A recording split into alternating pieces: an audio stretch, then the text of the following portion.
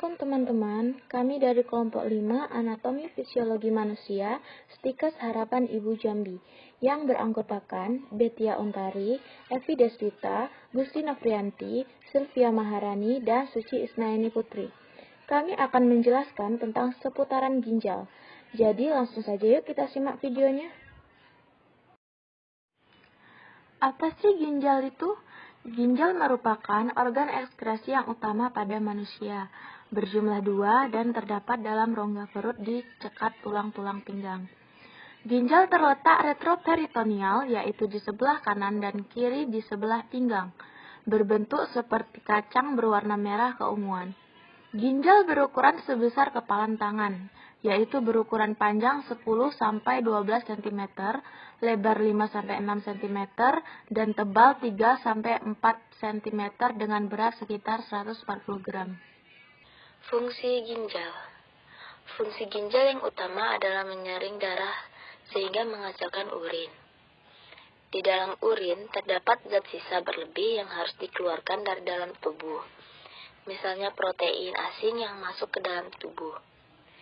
Zat sisa hasil katabolisme seperti urea, asam urat, dan bermacam-macam garam.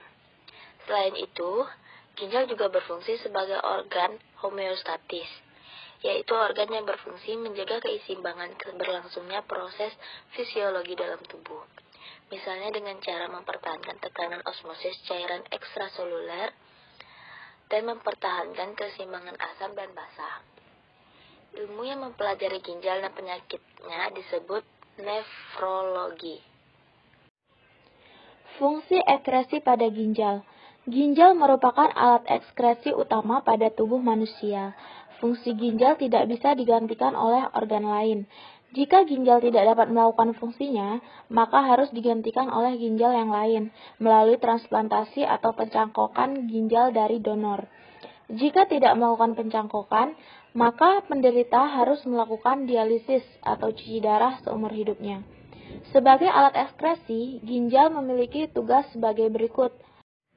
1. Membersihkan atau menyaring darah. 2. Mengatur volume darah. 3. Alat pendaur ulang zat gizi, glukosa, air, dan mineral. 4. Mengatur kandungan kimia darah agar tetap seimbang. 5. Menjaga tingkat keasaman darah. 6. Menghasilkan hormon fungsi ekskresi pada ginjal.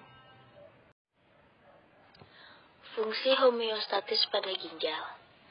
Fungsi homeostatis pada ginjal yaitu meliputi ginjal mengatur pH, konsentrasi ion mineral, dan komposisi air dalam darah. Ginjal juga mempertahankan pH plasma darah yang kisaran 7,4 melalui pertukaran ion hidronium dan hidrosil. Akibatnya urin yang dihasilkan dapat bersifat asam pH 5 atau alkalis pada pH 8. Kadar ion natrium dikendalikan melalui sebuah proses homeostatis yang melibatkan aldosteron untuk meningkatkan penyerapan ion natrium pada tubulus konvolasi. Struktur ginjal. Struktur ginjal terbagi menjadi 3, yaitu rongga ginjal atau pelvis renalis, kedua sumsum ginjal atau medula, dan ketiga kulit ginjal atau korteks 1, 2, 3. Baiklah, saya akan menjelaskan kulit ginjal atau korteks. Pada bagian korteks terdapat sekitar 1 juta nefron. Nefron merupakan satuan struktur dan fungsional paling kecil dari ginjal. Nefron ini berfungsi sebagai alat penyaring. Nefron berbentuk seperti cacing berkepala besar dan tubuh bagaikan elang yang berkelok-kelok. Pada bagian kepala terdapat saringan halus yang hanya dapat dilewati oleh zat-zat tertentu. Sel darah dan protein darah tidak dapat melewati saringan ini karena ukurannya lebih besar. Susunan nefron terdiri atas bagian-bagian berikut. Pertama, bagian Malpighi yang meliputi glomerulus dan kapsul atau simpai Bowman. Glomerulus adalah kumpulan cabang-cabang atau pembuluh darah halus yang berasal dari nadi ginjal. Kapsul Bowman yaitu bagian dari badan Malpighi yang berbentuk seperti mangkok dan mengelilingi glomerulus. Kedua, tubulus contortus. yang meliputi tubulus proksimal, Henle, dan tubulus distal. Tubulus proksimal yaitu tubulus atau saluran yang dekat dengan badan Malpighi. Tubulus distal adalah tubulus atau saluran yang jauh dari badan Malpighi. Henle adalah lengkungan yang menghubungkan tubulus proksimal dengan tubulus distal. Sumsum ginjal atau medula. Bagian ginjal yang berupa badan berbentuk kerucut yang disebut piramid ginjal atau renal piramid. Medula merupakan tempat berkumpulnya pembuluh darah kapiler dari kapsula Bowman. Piramid mengandung banyak pembuluh dan berguna untuk mengumpulkan hasil ekskresi. Cairan yang terkumpul pada piramid kemudian disalurkan melalui saluran pengumpul menuju pelvis renalis atau rongga ginjal. Selanjutnya, pelvis renalis berhubungan dengan ureter, yaitu saluran yang mengalirkan urin ke kantong kemih. Rongga ginjal, bagian ginjal yang berfungsi sebagai penampungan urin sementara yang menetes sedikit demi sedikit dari susunan ginjal atau medula. Fungsi ginjal mengeluarkan limbah atau zat yang tidak bermanfaat bagi tubuh. Ada banyak zat aditif pada makanan dan zat lain yang dapat mengganggu tubuh dan merusak kesehatan tubuh manusia. Ginjal membantu menyingkirkan zat tersebut agar tidak timbul menjadi penyakit berbahaya bagi tubuh kita. Ginjal menyaring racun, kelebihan garam, urin, dan limbah berbasis nitrogen yang diciptakan oleh metabolis sel. Urinetesis di hati dan diangkut melalui darah ke ginjal untuk dihilangkan. Ginjal mengatur kadar air dalam tubuh. Ginjal juga berfungsi untuk memproduksi urin. Mereka bereaksi terhadap perubahan tingkat air tubuh panjang hari. Ginjal akan menyelesaikan kadar air dalam tubuh kita. Jika ginjal normal, semakin banyak air yang kita minum, maka akan semakin sering kita buang air kecil. Sebaliknya, sedikit minum, maka semakin dikit pula buang air kecil. Mengatur tekanan darah. Ginjal berperan aktif dalam mengatur tekanan darah. Jika tekanan darah terlalu rendah, maka ginjal akan meningkatkan tekanan tersebut. Salah satu caranya adalah dengan memproduksi protein darah, yang juga sinyal tubuh untuk mempertahankan natrium dan air. Meningkatkan fungsi protein ini akan membantu meningkatkan tekanan darah. Intinya adalah ginjal akan berusaha menstabilkan tekanan darah dalam tubuh. Ginjal mengatur kadar asam dalam tubuh, maka makanan yang tidak akan dapat meningkatkan asam dalam tubuh kita. Untuk fungsi tubuh yang baik, ginjal akan mengatur kadar asam dalam tubuh agar sesuai dengan kebutuhannya. Ginjal untuk membentuk vitamin D. Ginjal juga secara tidak langsung membentuk vitamin D yang dibutuhkan untuk kekuatan tulang dan subsum dalam tubuh manusia. Urea dibentuk oleh hati dari protein yang tidak diperlukan darah. Urea terdiri dari atas zat nitrogen yang beracun bagi darah sehingga harus dibuang. Proses pembentukan ini disebut ekreksi.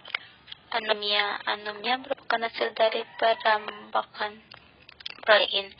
Senyawa ini berbahaya bagi tubuh sehingga harus dikeluarkan secara teratur melalui proses ekskresi. Air sangat penting dalam proses metabolis tubuh, tapi jika jumlah air terlalu berlebihan akan membentuk konsentrasi darah menjadi tidak konstan. Begitu, kelebihan air harus dibuang supaya keseimbangan konsentrasi darah terjaga. Proses ini disebut dengan osmoregulasi. Kelainan atau penyakit pada ginjal. 1. Anuria merupakan kegagalan ginjal dalam memproduksi urin. Anuria diakibatkan oleh kurangnya tekanan untuk melakukan filtrasi darah dalam ginjal.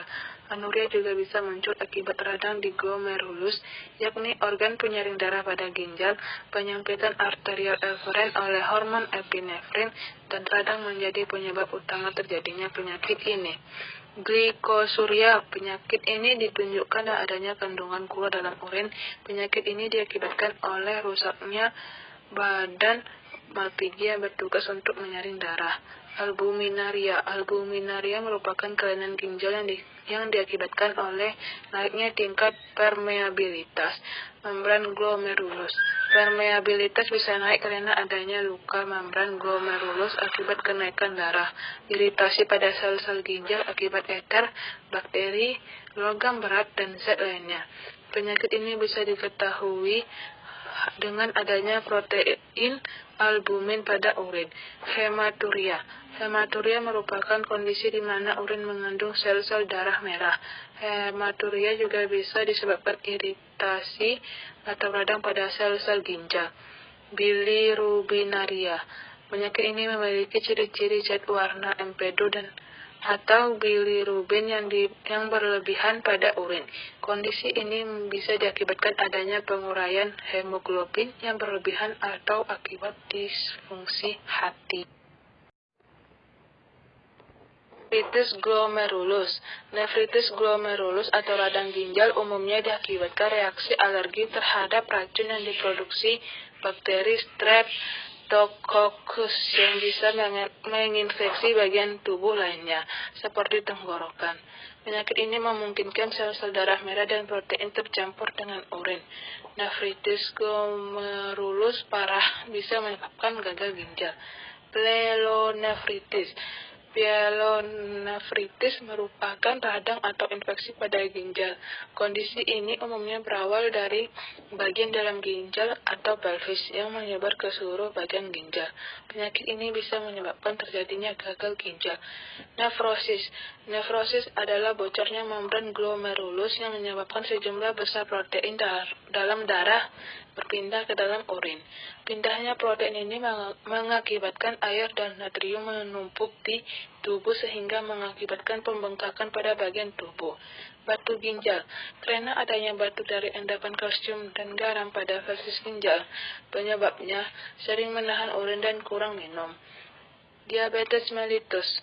Pada urinnya mengandung glukosa. Hal ini karena adanya kadar gula di dalam darah yang tinggi. Diabetes insipidus sering buang air besar yang hebat, atau sampai 20-30 kali, terjadi karena kekurangan hormon ADH. Baiklah, sekian presentasi dari kelompok kami. Terima kasih dan wassalamualaikum warahmatullahi wabarakatuh.